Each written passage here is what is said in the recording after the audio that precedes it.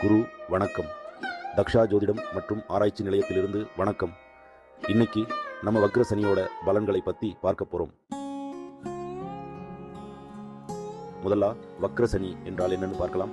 நம்ம பூமியிலிருந்து பார்க்கும்போது சனி கிரகம் கொஞ்சம் பின்னாடி போற மாதிரி தெரியும்.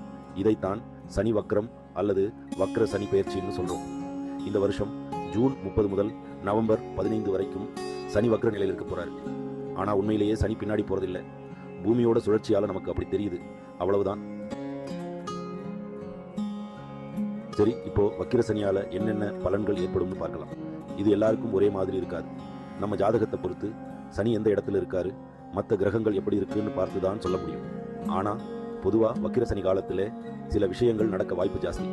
திட்டங்கள் தாமதமாகும், முயற்சிகள்ல தடைகள் வரும், பயணங்கள்ல தாமதம் இருக்கும், வாழ்க்கையில சில சோதனைகளை சந்திக்க நேரிடும். சிலருக்கு உடம்பு சரியில்லாம போகலாம், மனசும் கொஞ்சம் டென்ஷனா இருக்கும். பொருளாதார ரீதியா சில இழப்புகள் வரலாம், குடும்பத்திலையும் சின்ன சின்ன பிரச்சனைகள் வரலாம். சரி, இப்போ வக்ர சனி காலத்தை எப்படி சமாளிக்கிறதுன்னு பார்க்கலாம். முதல்ல சனி பகவான தினமும் வணங்கி வாங்க. வீட்டில் சனிக்கிழமை பூஜை செய்யுங்க. ஏழைகளுக்கு உதவுங்க, தான தர்மங்கள் செய்யுங்க. யாரையும் மோசமா நினைக்காதீங்க, எல்லாத்தையும் நல்லபடியா நினைச்சு செய்யுங்க.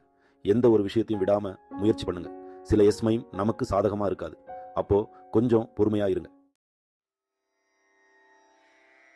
இந்த வருஷம் ரிஷபம், மிதுனம், கன்னி, விருச்சிகம், தனுசு, மீனம் இந்த ராசிகளுக்கு சனி வக்ரத்தால நல்ல பலன்களே கிடைக்கும். கடகராசிக்கு 7ஆம் இடத்துல சனி வக்ரம் நடக்குது. கணவன் மனைவி ஒருத்தருக்கு ஒருத்தர் புரிஞ்சு போய் நடந்துக்கணும். நண்பர்கள் கிட்டையும் வேலை பார்க்கிறவங்க கிட்டையும் கொஞ்சம் அனுசரிச்சு போறது நல்லது. கடகராசிக்காரங்களுக்கு சிறு பிரச்சனைகள் வர வாய்ப்பு இருக்கு, கவனமா இருங்க. சிம்மராசிக்கு 6ஆம் இடத்துல சனி வக்ரம் நடக்குது. இது வம்பு, வழக்கு, கடன் பிரச்சனை, உடம்பு சுகம் இதெல்லாம் வர வாய்ப்பு இருக்கு. ஏற்கனவே இந்த மாதிரி பிரச்சனைகள் இருந்தா அது மறுபடியும் வர வாய்ப்பு இருக்கு. கொஞ்சம் கவனமா இருங்க. பண விஷயத்திலையும் வேலை விஷயத்திலையும் கொஞ்சம் ஜாக்கிரதையா இருங்க. நன்றி. வாழ்க வளமுடன். தக்ஷா ஜோதிடம் மற்றும் ஆராய்ச்சி நிலையம்